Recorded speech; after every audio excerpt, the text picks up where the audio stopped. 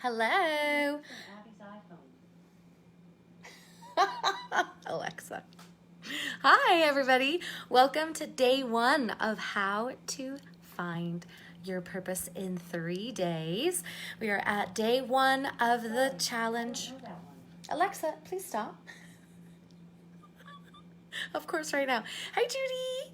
Welcome, babe. Hi. As you're hopping on, give me a little hey. Nice to see you. Allison, hi. Welcome. I am so excited to get rolling with day one. Hi, Mara. Oh, to answer your question, babe, I have no idea how long the classes are going to be. I don't know. I don't roll by straightforward numbers like that. Anne's here. Dawn's here. Hi, everybody. Hi, hi. Welcome, Nicole. Hi. Allison. Hey there. Hi, I'm excited to be that you're here with us too, Miss Dawn.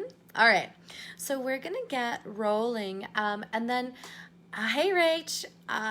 If you've never been to one of my classes before, I'm incredibly interactive. I'll be asking you questions. I'll be wanting to know if you're getting what I'm saying, if you're picking up what I'm putting down. Okay, so, and I want to know if you have any questions. So if you have any questions, just hashtag question. Okay. Good evening, Trisha. Hi, welcome. And then that lets me know that keeps my awareness out for a question. Hi, Mandarava. Welcome, welcome, welcome.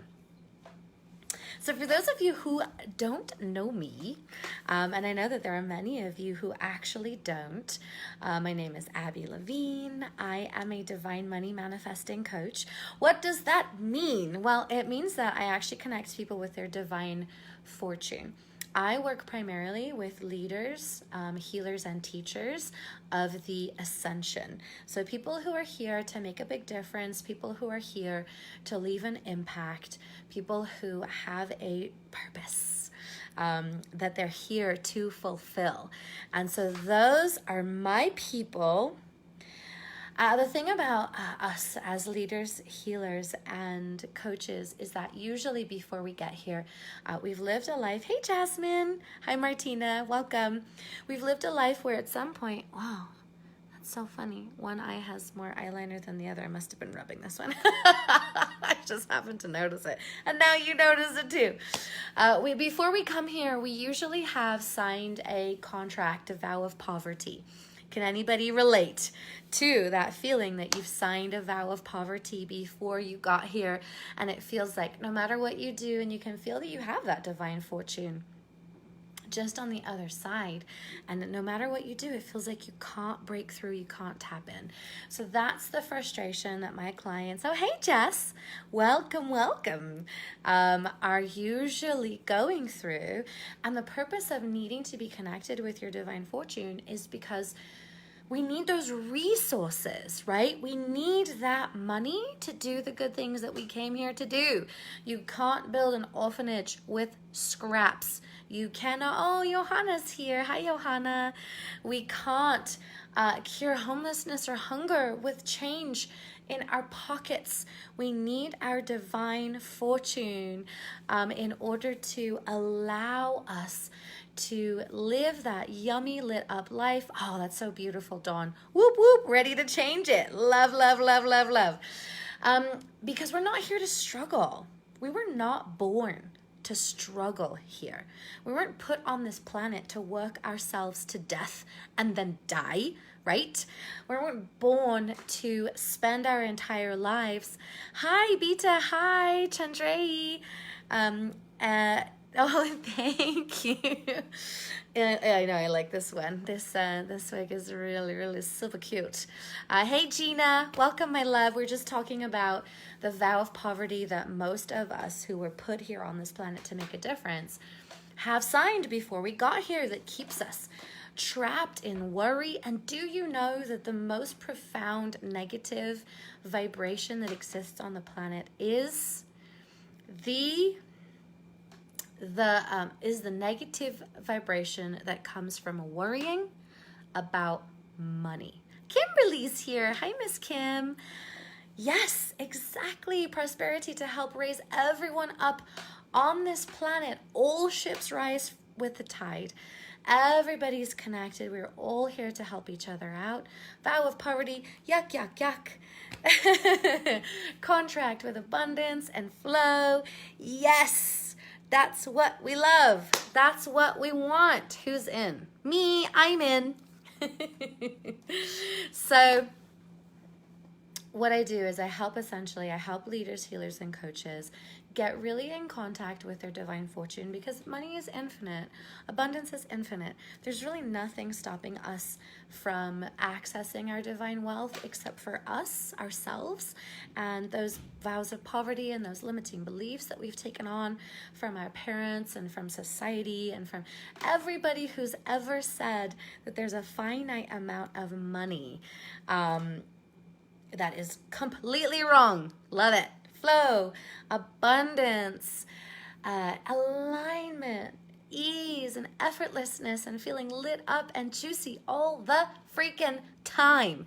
Now, if this is your first live with me, let me warn you right off the bat, I have a potty mouth, and I am unapologetic about it, because sometimes I just have to curse to really accentuate the point that I am making. So, let's fucking go. That time I did it as an affectation. But I was like, wait a minute, I haven't cussed even once. So I just gotta slip in a cuss word here and there. Oh, ease and juicy and yummy. So that's who I am. Last year, I started working with money. I launched a program, Millionaire Mindset Mastery. And yes, ease. It's not supposed to be hard work. Hustle is obsolete. Hashtag hustle is obsolete. Hustle is old school. It's no more hustle. It's all about being in flow and being working part-time and loving what we do and feeling lit up and feeling inspired and all of that stuff. That's lucky. Kids are asleep. Whew. Okay, good. Hi, Wendy. Welcome. We're just getting started. So last year when I launched Millionaire Mindset Mastery, the majority of my clients came in last year at about making less than $5,000 a month. Hustle is obsolete. Hashtag. Yes, love it. And by the end of 2019, they cleared around, actually over $135 million in sales and revenue. So they did great. Oh, yeah. Yeah. If you don't want them picking up what I'm putting down, then maybe you should catch the replay for sure. Rach, I swear a lot less than you thought I would. That's interesting. I probably do, right? I probably put it out there that I cuss, and it only comes out once in a while, because it's not always necessary. So that is that. So that's who I am. That's what I do. I am a magical money priestess. I'm an alchemist. Magical things happen in my arena, as those of you who have been, I love it. Those of you who've been with me can attest to, just by hanging around and even just being here. You're gonna notice some fun money stuff that's happening in your life. Miss Kimberly's here. Very cool. Okay, so today what we're going to focus on is kind of the first step that we need to get out of the way before we can really align with our purpose, okay? And that first step, it's a big one. It's a doozy. One of the main things that blocks us. Hey, Ariana, welcome. I'm so glad you could join us, love. One of the main things that blocks us from really being able to become and step into our purpose is this intrinsic belief that is built deep into our cells that we are not enough, that we are not valuable, that who am I? Who am I? I am just one person. How could I possibly make a global change? How could I affect a system? How could I affect a nation? How could I possibly move so many people that I could make $1 million or $1 billion, right? How could I be important? Who am I? And we don't feel worthy, and we don't feel enough, and we feel too small to really take on the magnitude of the thing that we may have signed up for, that we may feel called to work on. Can anyone relate to this? Like, who would listen to me, right? I'm too broken or thin or fat or old or young, or I'm too loud, I'm too quiet, I'm too aggressive, I'm not aggressive enough, I've made too many mistakes, I haven't failed enough. Yeah, totally. I haven't failed enough to know what the heck I'm doing yet, right? So we have these ideas, these intrinsic beliefs that our value just isn't cutting it. It's just not up to snuff. And so we don't perceive that we have all the pieces. Oh, hey, Anne. Anne's here too. We just don't believe or perceive ourselves to have all the pieces that are necessary in order to really powerfully step into a life of, I haven't done enough. I haven't earned it, right? I haven't worked hard enough for long enough. Oh, yeah, I can't hear. You can't hear me, babe, Ariana? Should be able to. Everybody else can hear me, right? Okay. You might have to hit the unmute button. Sometimes it shows up muted. I just noticed that from when I watch lives from other people. So we just lack the certainty. And when we lack the certainty, okay, good. When we lack the certainty, perfect. Stepping into your power, Angie, hi babe, becomes impossible. Really owning who we are, it is not even an option, right? Because we have all these narratives. I'm too this, I'm too that, I'm too broken, I've made too many mistakes. I'm not far enough on my journey. I haven't been successful enough, right? And because I haven't been successful enough, who's going to listen to me? I'm still a mess. What do I possibly have to offer? Like, what could I teach? Who do I think I am, right? That voice that just circles. Who do you think you are? Who the fuck do you think you are? That you think you can do this. No, babe. You step back, you stay in the shadows, right? And so without the certainty of knowing who we are, and without the certainty of knowing what we're capable of and knowing our value, we just miss opportunities, or we say no to them. You would be right? You would be floored at the amount of times I've had a client who has contacted me before they started working with me and said, you know, I had this opportunity for more money at a better position and da-da-da-da-da-da-da-da, and it was actually my dream job, and I turned it down. What? Why? Why did you do that? And as we start talking, all these limitations come in. Well, I hadn't earned it. Well, I didn't have the certifications. Well, did they offer you the fucking job? Not pretty enough, right? Too pretty. People won't believe me because I'm too pretty. I'm too young. I have brown eyes. I have blue hair. I have a shaved head. I've got tattoos. People won't take me seriously, right? All of this stuff. And it's amazing. It's amazing. Not healthy enough, sure. It's amazing the impositions that we hold ourselves to based on what's been projected on us. I'm not ready. Yeah. Well, I got all of these creative ways to distract and redirect my energy. Exactly, Kim. Exactly.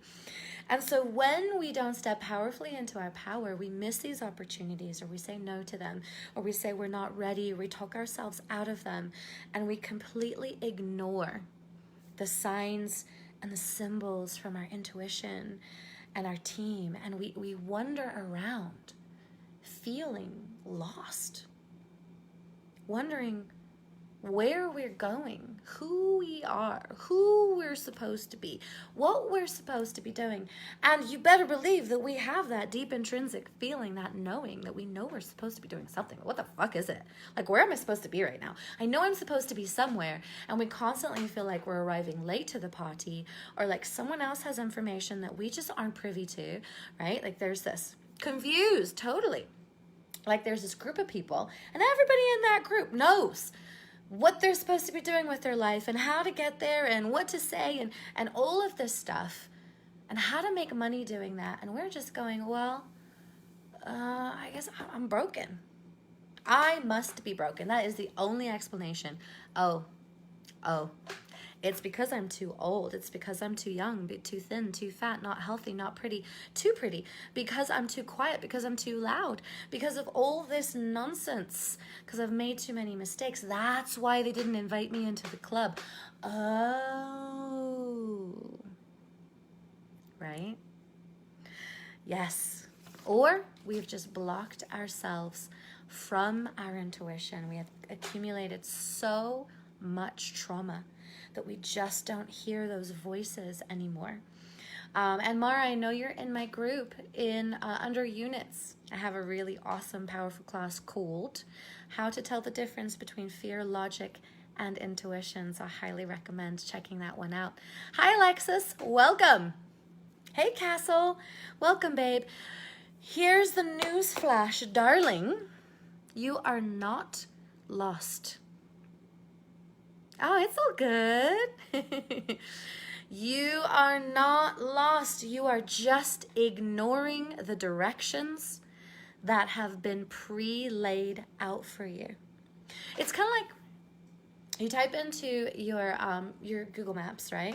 The destination. Oh, it's all good. The destination that you're going to, right? And Google Maps is going, okay, turn right. And you just ignored it. And you just carried on driving straight. And then Google Maps says, take your next right. And you just keep driving. And you just keep driving forward. And you completely ignore all the signs and symbols that your intuition and your team, your angel team or your guides or whoever's there, maybe God, the Holy Spirit, who's ever guiding you, you're just ignoring the signs and symbols. Or you hear them and you go, oh, right, Allison? Or you hear them and you go, oh, that must be for the car behind me. I don't want to get lost. I'm going to stay straight. No one told me to go right. And Google Maps is like, I just told you like 1,000 times to go right and you're still going straight. Go right. Go right. But it's not our fault. It's not our fault. We don't know. Why? The reason that we're ignoring the directions. Hi, Marie. The reason that we are ignoring the directions completely is because we don't believe that our value could possibly be high enough to receive them in the first place. Why? Because we hear, who am I? I'm not important enough for some divine team to be watching me so closely and watching my journey so closely that they would actually be leading me step by step on my way. No. It must be that person or that person or that person behind me. Or maybe they're talking to the person in front and I just overheard the conversation. Because who am I? I'm not that valuable. I'm not that important. Who would possibly be out there trying to give me directions, right? And that's why we ignore them, because we just don't believe. It's kind of like we're at a conference, right? We're at a conference to learn how to make money. And there's this famous person on stage and they tell us 10 people in this audience are going to be billionaires. And we look around the room trying to figure out who's it going to be, right? We're like, oh, I wonder who it's going to be. Instead of sitting there going, yeah, I am. I'm one of the 10. Thanks for seeing me. right? It's like we don't even know. We can't even see. We can't even recognize our value or potential because we have this narrative that we're simply not enough, that we're simply too small, that we're not strong enough, that we've done all of this stuff that is just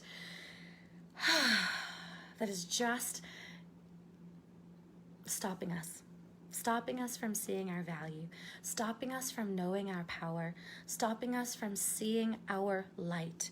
So today, right here, right now, it's time to own your greatness. Why?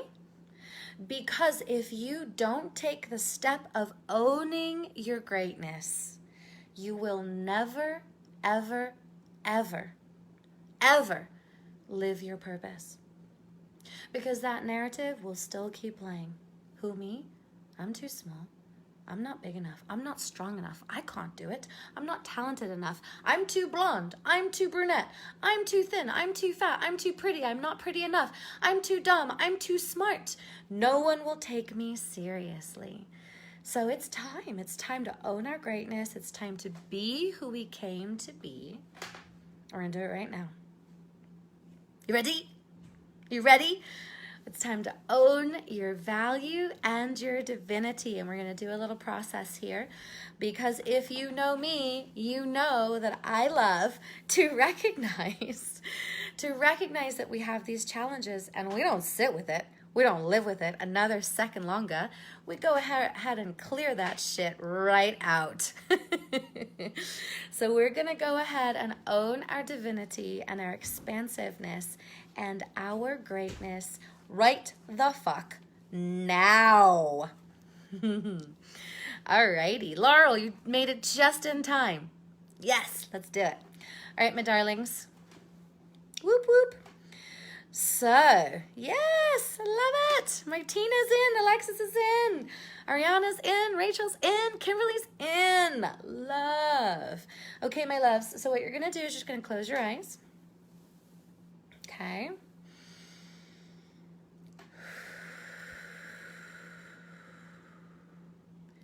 Take some nice deep breaths and you're going to breathe out any heaviness or tension that you're carrying right now.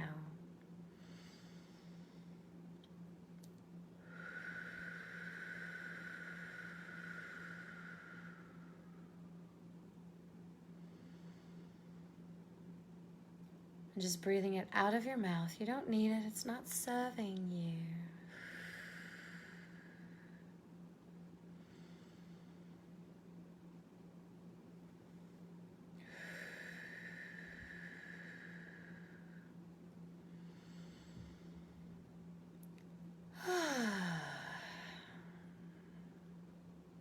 And I want you to move within. So if your attention is in your head, which for most of you it will be, because when we're in logic and reason, that's where our attention is. For those of you who know me, I can feel you're already in your heart space.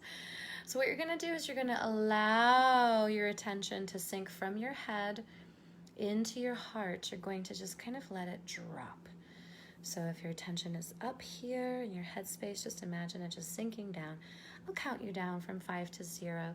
And on 0, I want you to notice that your attention is deep within your heart space, okay? Starting at 5. Keep breathing out. If when you get to your heart space you feel some emotion, just go ahead and let it release. Breathe it out. 4. Sometimes we actively try not to be in our heart space, but it's so powerful for healing. 3.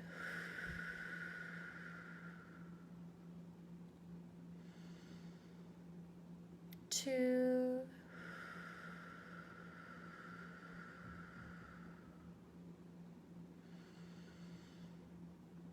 1.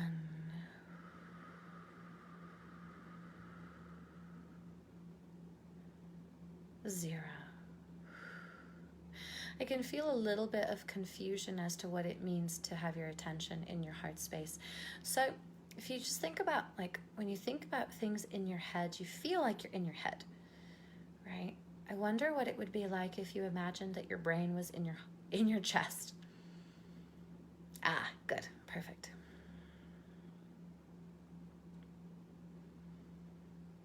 And the first thing we're going to do is we're going to isolate one atom. Now, you don't have to know what an atom looks like. I just want you to imagine. If you could isolate one of your atoms, what would it look like?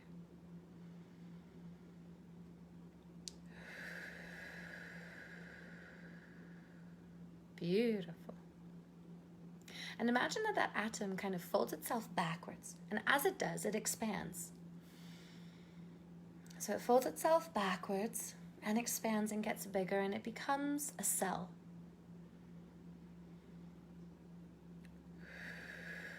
Good job. Okay, beautiful. And now that cell folds itself backwards and it expands again. It's almost like you're folding yourself, like you were doing a bridge, you know, like in gym class when you used to do a bridge, like you're folding yourself backwards, but because this is your imagination, it's easy and effortless. So you're folding yourself backwards, and as you do, you're almost expanding. So you're stretching, you're getting bigger. And as that cell folds itself backwards and expands, it becomes an organ.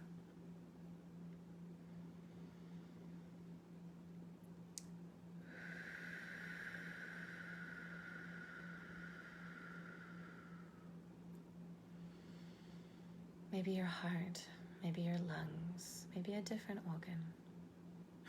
For some of you, a brain. Good. Cute. Good. Okay, now let's take your organ and expand that out backwards. So expanding it backwards and expanding it out. This is a very cosmic process, by the way. You do not need to know how it works, but it works on a quantum level. That's all you need to know about that. So expanding yourself backwards, up and out. And you become you. As that organ expands up and out, it becomes you, the singular being.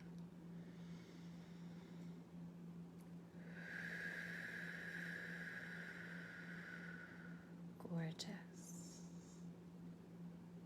Yes. Some of you are a little bit too stuck in trying to figure out the how or if you're doing it right. I promise you there's no right or wrong way to do it. Just kind of imagine, or if you can't visualize, just kind of feel. Get the feeling in your body that you're just like bending over backwards, and then as you do, you're expanding upwards and you're becoming the next biggest version of yourself. You're welcome. And now you expand yourself backwards. So you fold yourself back and out, and you become first your family, your whole family unit. So yes, you might separate into different people if that's what's easier for you to imagine. Or you might just become a symbol that represents your family unit. Could be a shape, could be a color, could be an energy. Very open to interpretation. Just allow your mind to show you what just feels right, or to allow you to feel what feels right. Yes, we're getting a bit abstract now, but just follow me, stay with me.